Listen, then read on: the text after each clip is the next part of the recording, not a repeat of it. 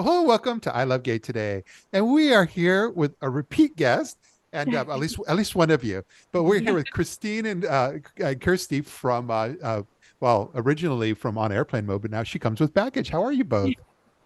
very We're good, great. very We're good. so happy to be here. I know the last time I wasn't able to join, and so now I'm really happy that I get to share the experience. Yes, Me, absolutely. me too. It's kind of like, it's like when somebody knows me and then, they know me a certain way, but then when they get a chance to meet my husband, then they always feel like they know me a little bit better. And so this way our Yeah, audience gets to absolutely. know you and the complete package. Absolutely. Hopefully she doesn't tell you all my secrets. I love it. But I think it's wonderful because we've connected before because, as far as with on airplane mode, you've really kind of set yourselves apart as far as being kind of these travel influencers and content creators and so forth, and really focused on, the lesbian community. And so that's really taken off over the last few years. Yes. Yeah, absolutely.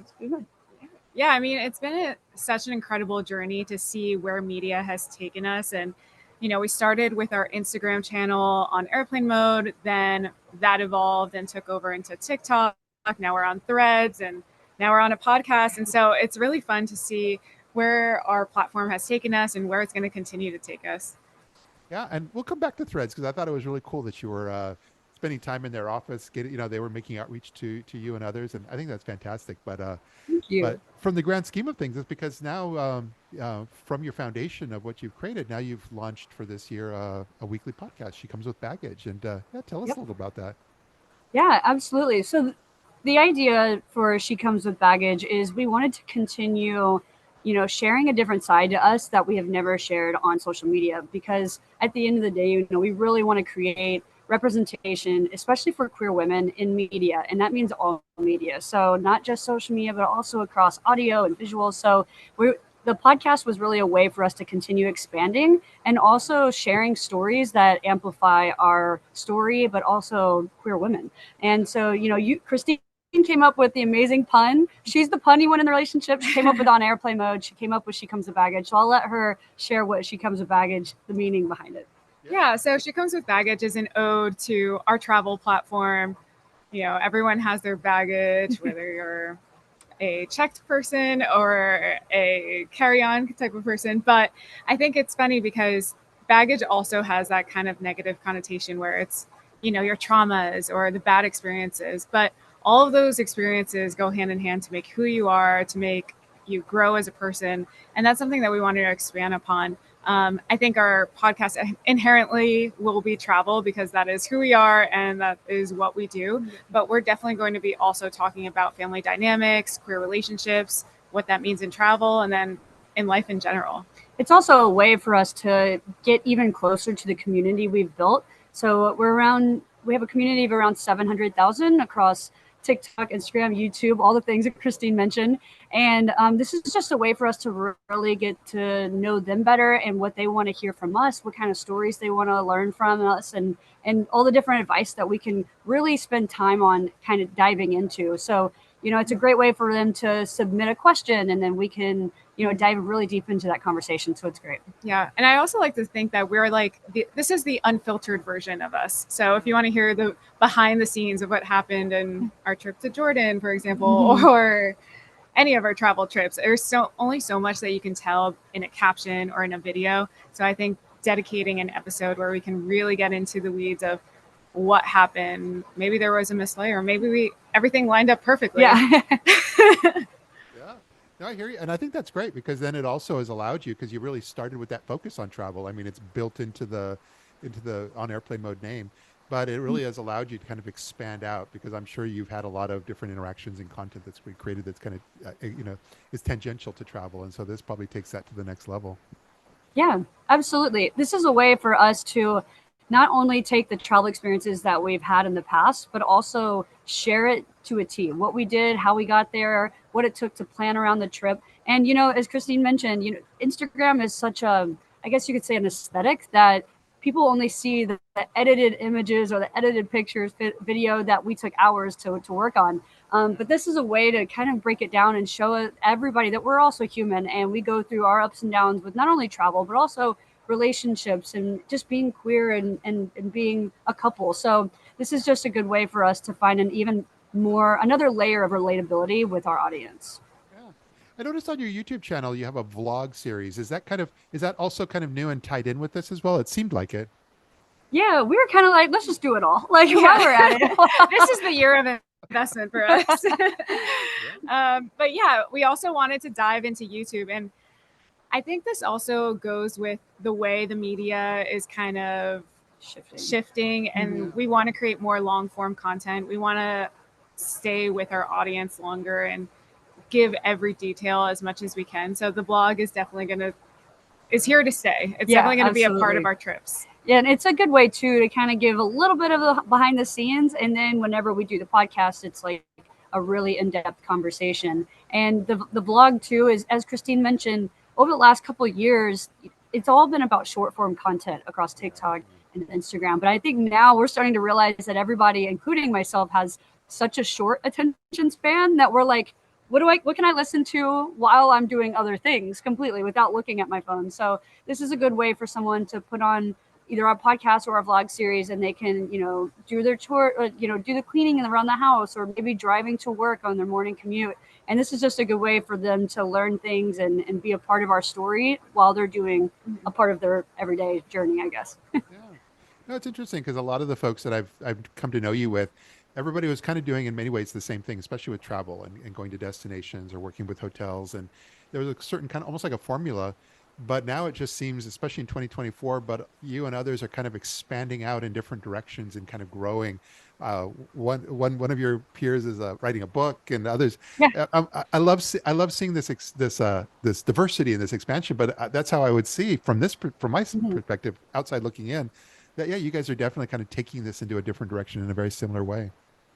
Yeah, I think part of what we do is, and it kind of goes in the title of a content creator, is we're creative. So we love trying different mediums, and we love trying different things that give us that creative journey and that creative freedom. So I think that that's what's so exciting. And who knows if we end up writing a book one day, or maybe starting another journey, or a TV show. Yeah. And that's kind of something that we're always looking to challenge ourselves as well and continue growing, especially in our own art. And I think even Christine, as she touched on the TV show, we're starting a class next week. I'll let her share that a little bit too. So we are in Mexico, and another reason why we are in Mexico is because next month we are starting an intensive acting class. Wow. And it's a workshop for both of us just to be better about improv. We're doing a bunch of keynote speaking.